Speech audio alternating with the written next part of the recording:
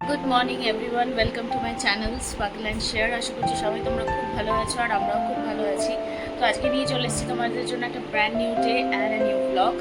So চলো আজকে দিনটা তোমাদের সাথে শেয়ার করবো। এখন রেডি হয়ে গেছি, হয়ে অফিসে যাব। ফিরে এসে তোমাদের সাথে আজকে কীভাবে দিনটা কাটাচ্ছি সেটা শেয়ার করবো। সো আজকে আমার অফিসে আছে এক্সাম স্টুডেন্টসদের, তো সেই জন্য আমাদের ডিউটি থাকে যে কিছু কিছু কাজ থাকে, সেগুলো করার থাকে। তো যাই হোক, ওই জন্য রেডি হয়ে গেছি সকাল সকাল, এবার চলে যাবো অফিসে। আর আজকে থেকে কুকুরও সামার ভ্যাকেশন এন্ড হয়ে গেছে, ওর আজকে থেকে স্কুল আছে। তো সকাল সকাল উঠে আগে ওকে রেডি করে তারপরে এবার আমি যাব অফিসে। ছোটোবেলাতে অনেক লেট নাইট হয়ে গেছিলো শুতে শুতে। আর আজকে সকালবেলাতে সবাই ভেবেছিল যে যে টাইমে উঠবে সেই টাইমে কুকুরকে সবার আগে উঠিয়ে দেবে। যেরকম মা সকালবেলা 6টায় ওঠে, মা সকালবেলাতে বলেছিল যে আমি সকালবেলা উঠেই ওকে উঠিয়ে দেবো। দাঁড়াও, বলো। হ্যাঁ, সব কটাই দিয়ে দাও। হ্যাঁ, সব কটাই দিয়ে দাও। তো মা সকালবেলায় উঠে মা ভেবেছিল যে মা যখন উঠবে তখন কুকুরকে উঠিয়ে দেবে। আমি 6:30 নাগাদ উঠি, ওই 6:30 7টা নাগাদ উঠি। তো আমি যখন উঠবো ভেবেছিলাম যে আমি তখন উঠিয়ে দেবো। তো সবাই সবার যে টাইম মতো ওঠে সেই টাইম মতো ভেবে নিয়েছিল যে কুকুরকে সবার আগে উঠিয়ে দেবে। কারণ কুহু কী করে, কুহু সকালবেলাতে একটু বেশি টাইম অবধি ঘুমায়, যেরকম 8:30 অবধি। কারণ ওর স্কুলিং টাইমিংটা হচ্ছে লেটে, যেহেতু ও ছোটো তাই জন্য আমি লেট টাইমটা নিয়েছিলাম। তো ওই জন্য সকালের দিকটা একটু ঘুমায়, তারপরে উঠতে উঠতে ওর অনেকটা লেট হয়ে যায়। আর এই চক্করে ও দুপুরবেলাতে কিন্তু আর ঘুমায় না। যে টাইমে আমরা সবাই একটু রেস্ট নিই ওই টাইমে কিন্তু ফুল অ্যাক্টিভ থাকে, ওর ঘুমানোর কোনো সিন থাকে না। তো সেই জন্য এটা কালকে ডিসিশান নেওয়া হয়েছিল। আর আজকে যখন সকালবেলা আমরা উঠেছি ফাইনালি, কেউ আর আমরা ওকে ওঠাইনি, ঠিক আছে? আমরা কেউ ওঠাইনি, আমরা যে যার নিজের টাইম মতো উঠেছি। দেখো, এটার দুটো রিজন আছে। ফার্স্ট যে রিজনটা সেটা হচ্ছে আমরা ওকে ওঠাইনি কারণ সত্যি একটা বাচ্চাকে কাঁচা ঘুম থেকে ওঠাতে প্রত্যেকটা মায়ের, প্রত্যেকটা মানুষেরই খারাপ লাগে। তখন সে ঘুমায়, এত দেখেই মায়া লাগে যে ঠিক আছে ঘুমাচ্ছে, ঘুমান। এটা হচ্ছে ফার্স্ট রিজন। আর সেকেন্ড রিজন হচ্ছে ওই যে ও ঘুমাচ্ছিল ওই টাইমে আমাদের যে স্পেয়ার কাজকর্মগুলো আছে সেগুলো আমরা টুকটুক করে নিতে পারি। তো এই হচ্ছে দুটো রিজন। এই দুটো রিজনের জন্য আমরা ওকে ঘুম পাড়িয়ে রেখেছি, আপাতত কেউই ওঠায়নি। সেই সেম গল্প হতে চলেছে আজকেও। দুপুরবেলায় ওর ট্যান্ট্রামস চলবে। আর অ্যাকচুয়ালি আমি খুব টায়ার্ড হয়ে যাই অফিস থেকে আসার পর, মনে হয় একটুখানি রেস্ট নিয়ে অন্তত ঘুমাই। আমি কোনো দিন না, কিন্তু একটুখানি শুয়ে একটু ল্যাদ খাই, কিন্তু সেই ল্যাদটাও আমাকে খেতে দেয় না। দুপুরবেলায় ওর এতটাই ট্যান্ট্রামস চলতে থাকে। তো যাই হোক, তো চলো এখন আপাতত ঘুমাচ্ছে, একটু পরে ওকে ওঠাবো কারণ এরপরে তো স্কুল স্টার্ট হয়ে যাবে। তো সেই জন্য একটু পরে আমাদেরকে উঠিয়ে দিতে হয় যদি ইনকেস ওর নিজের থেকে না ওঠে।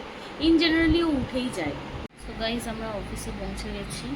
আর এই দেখো, এখন আমরা কাজ করছি, প্রচুর কাজ এখন আমাদের, ফাঁকি মারতে মারতে কাজ করছি। তো চলো কাজ টাজ করে নিই, তারপর বাড়ি গিয়ে কথা বলবো। এই যে আর একটা আই আছে তো আমাদের এখানে, এই যে এই কোথায় গেল, ওই যে সিসিটিভি আই। সকালে দিচ্ছ নাকি? হ্যাঁ, তো ওই আইটা আমাদেরকে সবসময় নজরে রাখছে, আর তাই জন্য বেশি বেশি কথা বলতে পারবো না, ঠিক আছে? যেই আমার অফিস থেকে বেরোনোর টাইম হয় ঠিক তখনই এই বৃষ্টিটা পড়া স্টার্ট হয়ে গেল। তো ওয়েট করছি একটু বৃষ্টিটা থামলে তারপরে আবার বেরোতে পারবো, আদারওয়াইজ নয়। সো গাইস, অফিস থেকে চলে এসেছি। দুপুরবেলাতে আজকে ঘুমাইনি, তো ওই জন্য ওকে পড়তে বসিয়েছি, ওকে পড়িয়ে নিই। এই যে কুহু পড়ছে, এখন কুহুকে পড়াচ্ছি। দুপুরবেলা বাজছে এখন 5টা, বিকেলবেলা বলতে পারো, দুপুরবেলা না, দুপুরবেলা ট্রাই চলছিল যদিও ঘুমাই, কিন্তু ঘুমাইনি। তো এখন আমরা একটু পড়াশোনা করে নেব। তারপরে আজকে হচ্ছে থার্সডে, যেহেতু সেই জন্য আজকে আমাদের বাড়িতে মা লক্ষ্মীর পুজো হয়। কম বেশি আমরা সবাই মা লক্ষ্মীর পুজো করি থার্সডেতে, তো সেটা আমি করব। ওকে পড়িয়ে টড়িয়ে নেবো তারপর। সো গাইস, কুহুর স্কুলে আছে একটা প্রজেক্ট, ওটাতে ওকে ওয়াটারমেলন বানাতে হবে। আর এখন এই যে দেখো, আমি আর কুহু মিলে, আমরা দুজন মিলে এখন প্রজেক্টটা রেডি করছি। আপাতত একটা ব্যান্ড বানাতে হবে যেটার মধ্যে ওয়াটারমেলন লেখা থাকবে। তো ওদের মানডেতে আছে ওয়াটারমেলন ডে, তো সেই জন্য ওইখানে ওরা ওয়াটারমেলনের মতো রেড কালারের কিছু জামা পরে যেতে হবে, আর একটা ব্যান্ড বানাতে দিয়েছে, সেটা ওয়াটারমেলন। সো এখন দেখো, আমরা দুজনেই খুব ব্যস্ত। এখন আমরা রেডি করছি ওয়াটারমেলনটা, একটা ব্যান্ডটা রেডি করে দিয়েছি, এবার জাস্ট ওয়াটারমেলনটা এই যে কালার করছি। তো চলো আগে এগুলো রেডি করি, আগে ওই ওর সব কিছু রেডি করে তারপরে আমরা খাবার টাবার বানাবো।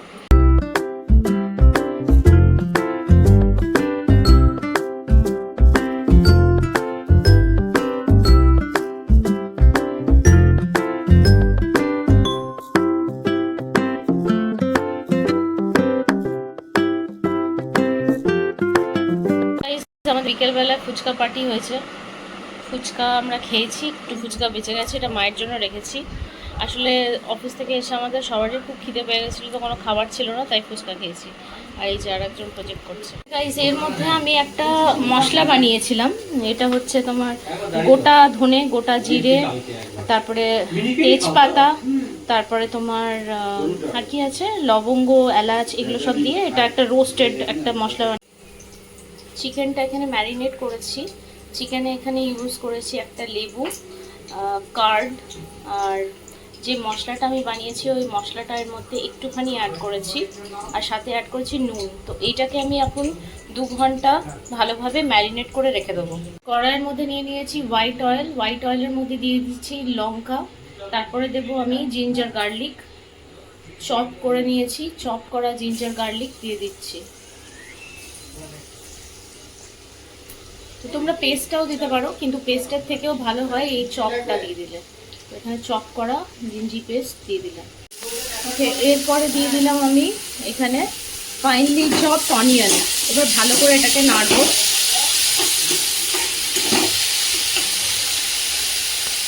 সো গাইস এই রেসিপিটাতে তেলটা একটু বেশি লাগে, তো যারা কম তেল খাও এই রেসিপিটাতে কম তেলে রান্না করার কোনো অপশান নেই, একটু বেশি তেল লাগে, কারণ পুরোটাই ফ্রাইড হয়, পুরো জিনিসটাই ফ্রাইড হয়, কোনো কিছু সেদ্ধ করে আলাদাভাবে দিলে সেটার টেস্টটা আসে না।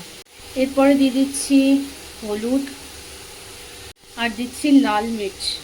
এবার ভালো করে এটাকে মিক্স করে এটা একটুখানি গোল্ডেন ব্রাউন কালারের হয়ে যাবে এই পেঁয়াজটা, তারপরে এর মধ্যে আমি টমেটোর একটা পেস্ট করেছি পিউরি, ওটা অ্যাড করবো।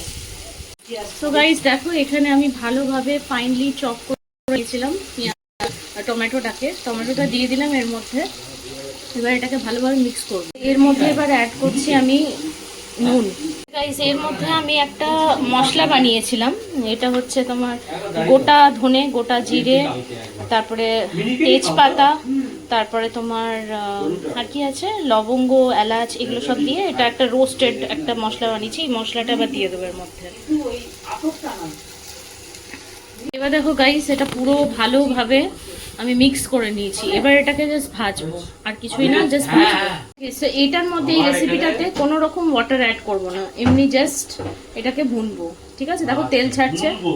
দেখো এবার চিকেনটাকে অ্যাড করে দিয়েছি, চিকেনটাকে অ্যাড করে কিছুক্ষণ কুক করে তারপরে এটাকে একদম লো ফ্লেমে দিয়ে একদম ঢেকে রেখে দেবো এখন। তারপরে কোনো রকম জল অ্যাড করবো না, এটাকে এবার কুক হতে দেবো। দেখো গাইস কতটা তেল ছেড়েছে, জলও ছেড়েছে, সাথে তেলও ছেড়েছে প্রচুর। সো এটা আমি অলরেডি একবার নাড়িয়ে দিয়েছি, আর একটু ঢাকা দিয়ে রাখতে হবে, তারপরে এটাকে আমি রিডিউস করে দেবো, মানে একদম মাখা মাখা যে ব্যাপারটা ওটা নিয়ে আসবো। এখন এই যে দেখছো এগুলো পুরো কিন্তু তেল, অ্যাকচুয়ালি তেল ছেড়েছে মাংস থেকে। ঠিক আছে, সো চলো দেখাবো তোমাদেরকে ফাইনাল লুকটা এরপরে। সো গাইস দেখো এটা হচ্ছে ফাইনাল লুকটা চিকেনের, আর এটাকে আমি ফিনিশ করেছি বাটার দিয়ে। তোমরা চাইলে এরকম বাটার দিয়ে এটাকে নামিয়ে দিতে, আর চাইলে তোমরা এটার উপর দিয়ে ধনে পাতা দিয়ে দিতে পারো। আমি কোনো ধনে পাতা দিইনি, কারণ আমাদের বাড়িতে অত বেশি ধনে পাতা চিকেনের সাথে পছন্দ করে না। সো এটা হচ্ছে ফাইনাল লুকটা। ঠিক আছে, সো গাইস দেখো আমাদের লাচ্চা পরাঠা হয়েছে, আর সাথে সুখা চিকেন। তো এটার সাথে আমরা মিষ্টি নেব, ব্যাস এইভাবে তোমরা ড্রাই কোনো আইটেমের সাথে এটা খেতে পারো, খুব ভালো লাগে খেতে। তো দেখো গাইস এখন আমরা ব্রেকফাস্ট করছি, এই যে চাউমিন, আর এইখানে আরেকজনকে পড়তে বসিয়েছি। তো চলো ব্রেকফাস্ট করে নিই। সো গাইস এইমাত্র আমার স্নান টান হয়ে গেছে, আর চলো তোমাদেরকে আফটার বাথ আমার যে রুটিনটা সেটা একটু শেয়ার করে দিই। তো যেটা ইউজ করবো ফার্স্টে সেটা হচ্ছে পন্ডসের এটা ময়শ্চারাইজার, পন্ডসের হাইড্রা মিরাকল ময়শ্চারাইজার। জাস্ট একটুখানি লাগে। এটা একটা জেল বেস ময়শ্চারাইজার, অনেকেই হোপফুলি জানো।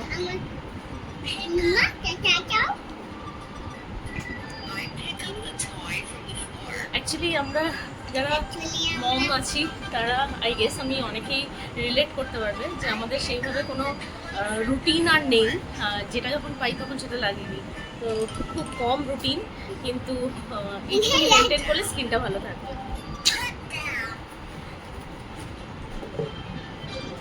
নেক্সট লাগাচ্ছি সেরাভির একটা সানস্ক্রিন। এই সানস্ক্রিনটা লাগিয়ে নিচ্ছি।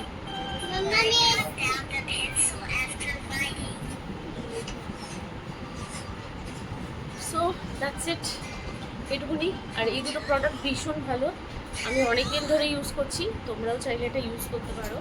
আমি এটা অলমোস্ট 1 ইয়ার ধরে ইউজ করছি। তো দেখতে পাচ্ছ কোথাও গ্লো দিচ্ছে। সো এই দুটো প্রোডাক্টই আমি ইউজ করি আফটার টেকিং বাথ। সো এইটুকুনি হচ্ছে আমার আফটার বাথ স্কিন কেয়ার না, বাট হ্যাঁ একটু হাইড্রেশন লাগে স্কিনের মধ্যে। সো এইটুকুনি আমি করি। তো তোমরা এটা ট্রাই আউট করে দেখতে পারো।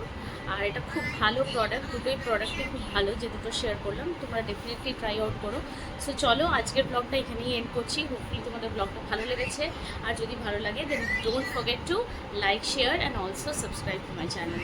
দেখা হবে আবার একটা নতুন ভিডিওতে। টাটা।